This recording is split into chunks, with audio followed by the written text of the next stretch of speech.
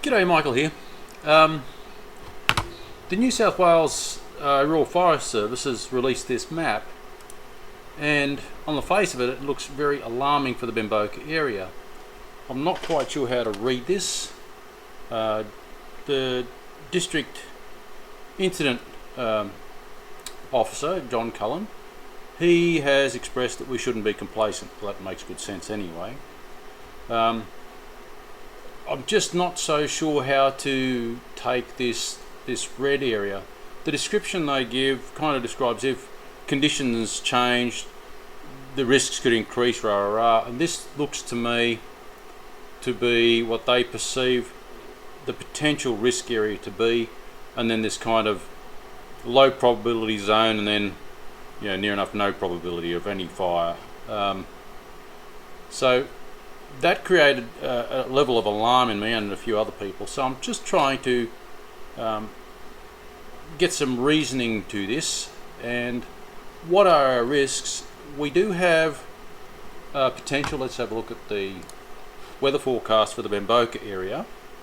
Now this is specific to Bemboka, so further away this becomes less and less relevant. So I'll look in a more broad sense in a second. But in any case, here's three simple graphs overlaid one over the other. This blue line indicates temperature. This green line indicates wind speed. Now the highest wind speed is expected to be, well, that's quite interesting. Make sure that's Bemboka, New South Wales 2550. That's different to what I saw earlier. Earlier I saw this a little bit higher. So this has changed in that time frame. So the previous forecast said a little bit earlier in the day we're expecting in the order of about 32 kilometres an hour. So the wind speed has been downplayed a little bit. And here is the rain probability, and that's marked at about 45% at around about 2 a.m. So it's tomorrow, in the morning. So there is some possibility of rain, but below 50% means that it's very low. Now, when we had the larger fire early on in the week, or actually about 10 days ago, the fire actually created its own wind and basically its own weather, and so the wind prediction became irrelevant. So what has changed is that potentially this potential strength of the fire is all determined by how much of a hold the fire can take. At the moment, this is the marked burnt out area. Now it's a little bit inaccurate because there are patches in the middle here that are not burned. There's also a patch here that is burned. Now I get it that I'll just zoom in a tad.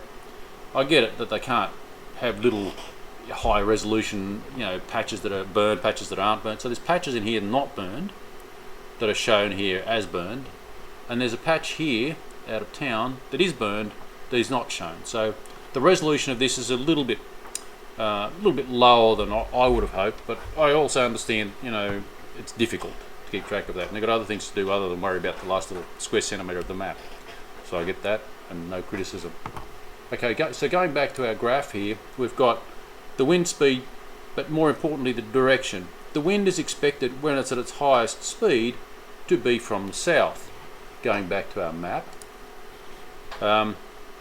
all the regional fires that would have impact Bemboka are really to the north of the town. So my perception of that is, now this is my own opinion, it's not official in any way, so this is just me interpreting what's brought to us, and their prediction is this area. So my interpretation is they're expecting whatever is causing this potential risk to be coming from this fire. Otherwise I'd expect that maybe if they're expecting it from the south, they'd show a probability kind of path from below. So if they're expecting the risk from this area and the highest wind is coming from the south, to me that's diminishing the likelihood of impact to us.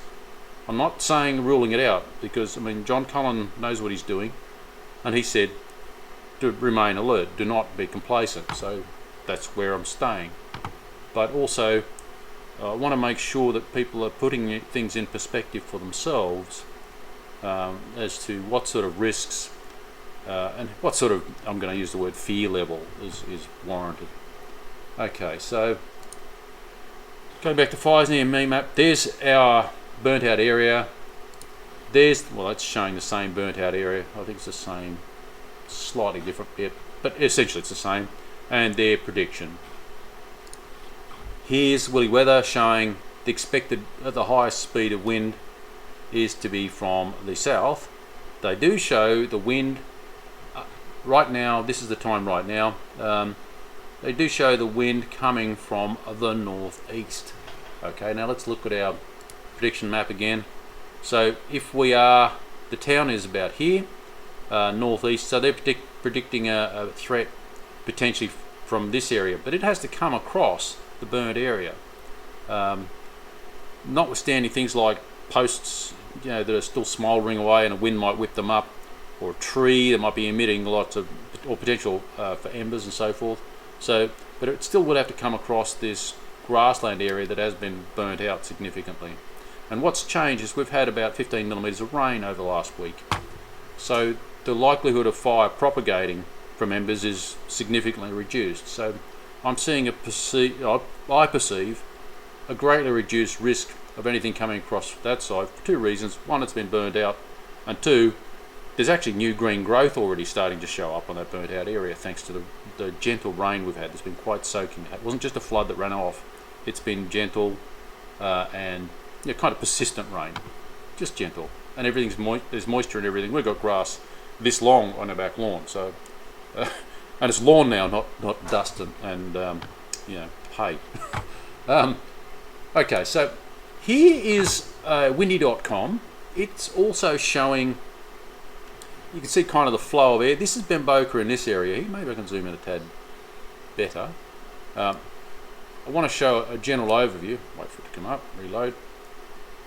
And you can see the length of the tails indicates the speed. So zooming back out again. Right, there's Bemboka, there's Bega. And you can see this area here is a higher speed. I'll just move me out of the road a little bit. Down the bottom here we have a legend. Basically, so this orangey look is between sort of 20 and 30 kilometers an hour. The green is sort of 10 to 20. The blue is 0 to 5-ish. So the speed here, you can see also the length of these arrows is quite a lot shorter. We're able to shift along through the time frame. Now it does change as we bump along through the time.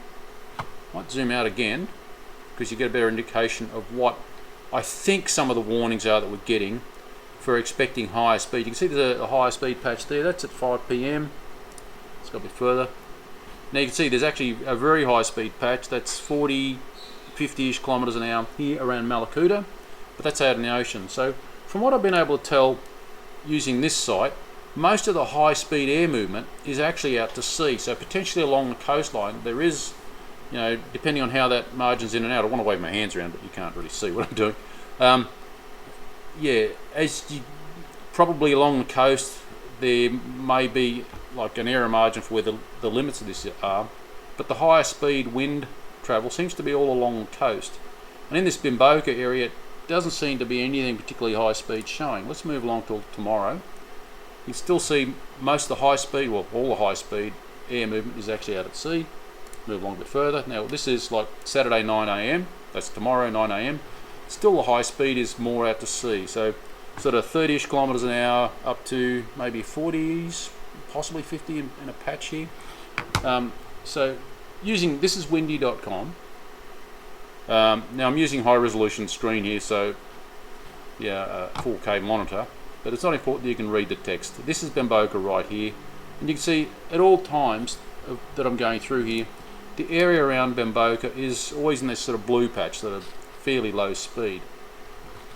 So it tends to correlate with Willy Weather's wind chart here, and the wind directions seem to be the same thing. I mean, obviously they're working with Bureau of Meteorology's data, so one would expect it to be quite consistent. Alright, so some possibility of rain. We've had rain when it's shown like 45%, but it's 45%. It's not like guaranteed we're going to get rain, it's just a possibility. And if for some reason we do get a large fire going up in the mountains there, which is still possible, it can change the wind patterns around it, as we've already seen. But it appears that all the fire is out. Now let's just have a look at the hotspots. An older site, which I kind of like, I used it in the Canberra bushfire in 2003, Sentinel hotspots. So you can look up these websites yourself. Well, that's it. Now they've got kind of two versions. The first one of them, okay, that's fine. Now this is the old version that I used. Well, it seems to be the same as what I used in 2003. And this shows like what satellites can see. Now if there was heavy smoke, the smoke actually conceals the satellite, the hotspots from the satellites. But we've had a relatively clear weather, so I find this to be quite trustworthy. When we had the heavy like blackout smoke in town, Sentinel was not picking up where the fires were. And where we are in town, we've got a reasonably good view. We've got pretty much a 360-degree view around the town here, as you would have seen in some of the videos that I've posted. Right, so there's Bemboka, wait for it to load. Okay. Our location is right there, and that the ridge where I take most of the videos is right where the mouse pointer is, just here. Okay, so we've got a fairly good overview of the valley, and there's no hotspots picked up by satellite passes. Now they've got to filter down pretty small, small objects have to be discarded, like, there might be something the size of, I don't know, a can or something that's very hot. And they've got to filter them down because it could be an engine running, it could be all those sorts of things. So things like a smouldering tree stump cannot be picked up by this. So wind whipping up a tree stump, smouldering, could whip it up to producing enough flame to be emitting sparks and so forth. So that is still a potential that the Sentinel hotspots is not picking up. Okay, so what I might do is show the newer site on a new window, a new tab, that'll do. And it's basically the same data, decorated in a different way, with kind of let load. I might just zoom that in a little bit so it's a bit easier to read the text. Okay. As you can see, there's no real scanned hotspots, but again, they've got to filter out small objects. So little trees and like a fence post or something smouldering away does not show up in these scans, and they are a potential threat. Right. So going back to the idea of the potential is a hard one. I'm reading this as possibility, not probability. What I mean by that, if you don't understand the words, possibility means it can happen, and we should be alert for the possibility of it happening. But probability is how likely is it to happen. And to my mind, the probability is fairly low, even though the possibility is fairly high, if that makes sense. So, yeah, the potential. Now, if you read the article, is it here? Predictive fire spread. I'll just zoom this in so you can read it yourself. I'll have to add these in the description below these websites. Okay. Zoom in a tad further. Severe to extreme fire danger is forecast for parts of New South Wales, including the southern areas of the state. Temperatures are forecast to be in the high 30s to low 40s. Let's compare that to our graph. Bemboka is expected to hit 38, so that's pretty well bang on. One, right, that one. Southwesterly change will impact inland fires tomorrow afternoon and evening. That's tomorrow being Saturday. And gusty southerly change will impact coastal fires. Okay, what does that mean? Go to our southerly impact coastal fires. Well, I'm reading that to be Eden fires, and that would make sense. These fires copping a southerly blast will really potentially produce more trouble, and as we saw at windy.com, the higher speeds are towards the coastline, so that correlates nicely. Alright, reaching Nowra around midnight. So that correlates. These conditions will make fire behaviour erratic and dangerous. Yes? This map displays predicted fire spread. So that's where I find it difficult. It's predicted fire spread. I would suggest that's possible fire spread, not predicted. This might be more, yeah, I'm just reading this as a higher probability of being correct than that at the moment. Again, this is my opinion, so we're just going through this. There may potentially be new fires burning in the area that we do not know about.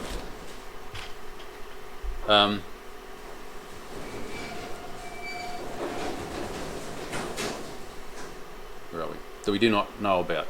So, yeah, so it is possible that something could start up that they're not aware of, and which may threaten you without warning. So that, I think that sentence is the one that, that sentence is the one that matters to us. There may be potentially new fires burning that we do not yet know about. We've had helicopters fly overhead, so I suspect they're keeping an eye on things quite well. Visibility is pretty good at the moment. It's a little bit hazy, but you know, you've got a fair range, a couple of kilometres of visibility. So they'll be able to spot things fairly well, I'd imagine. Potential spread area. If your plan is to leave and you're not prepared, you should not be in this area on Friday. Move to a large town. Now this area, this is a very broad thing, is talking about this whole southern area. So I'm interpreting, all I care about at the moment for this is, because this is a Bemboka area, that's what I'm focused on. If you're in Eden, what I'm saying is basically irrelevant to you.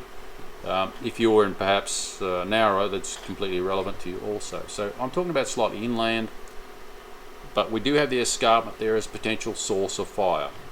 Okay, if your plan is to leave or you are not prepared, you should not be in this area on Friday's being today. Move to a large town outside this area. Or if you're on the south coast, move to an area that has already been burnt, or go to the beach. Stay away from the red areas. That makes good sense. We are living in the middle of one of the red areas. We're right here. But we're in the middle of a town, and we've got basically a big patch of grassland around. And as we saw with the high speed windy fire type arrangement that we had when it was dry, it was manageable. There was a house lost at the end of our street.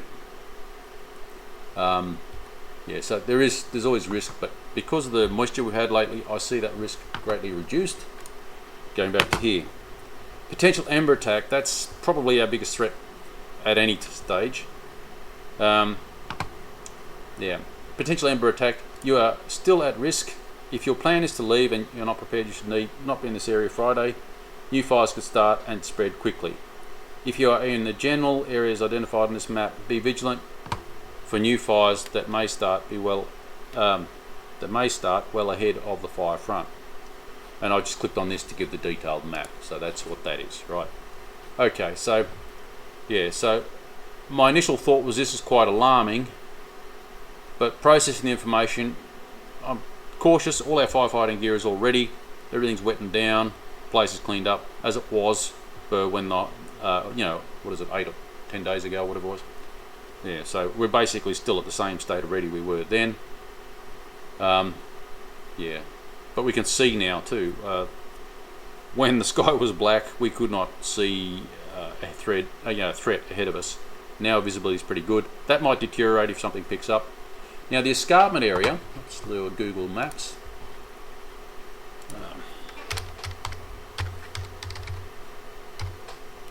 That'll do. Righto.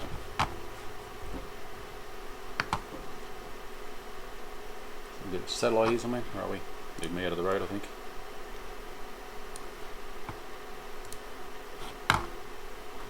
Satellite, there we go. I like satellite because it gives us an impression of the terrain. Now the escarpment here, do we have the possibility of doing 3D? Can we do that?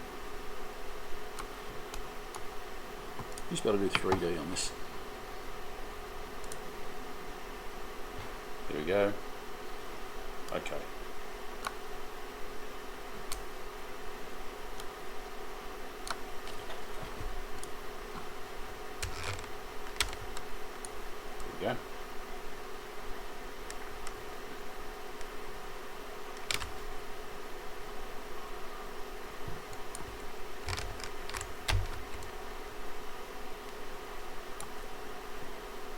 Okay, so obviously we're in the town here, waiting for landscape to load.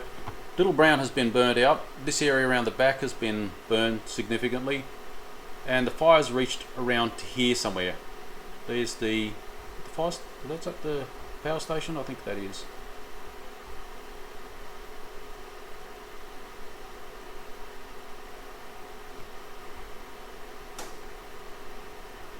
Looks like the power station.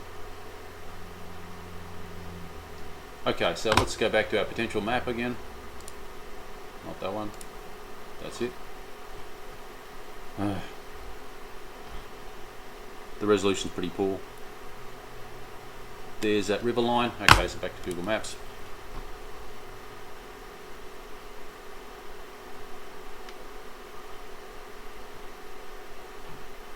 Okay, so it's burned around to here, hasn't quite made it around to there according to the RFS map. I don't think that's quite right. I think it has burned a little bit further, but in any case, it's somewhere along this location that the fire front has basically reached, but has been, it's pretty well controlled. It may work its way further around here to new unburned ground. If it does so, then there'll be plenty of heat, potential embers and so forth, and that could change things. That's the highway, of course, and there goes my compressor. Yeah, so this is the area, the way I see it, as our potential threat. Or if somehow a significant fire somehow starts south of the town. Well, that's about all I can think of. Yeah, if this has helped you, share it around to those that you think might need to see this. Still reiterate that John Cullen's advice is to stay alert, do not be complacent. But I also feel that we don't need to freak out quite as much as this map kind of makes you want to do. Yeah, well, I guess that's it. Feel free to like, share, subscribe, ask a question, leave a comment.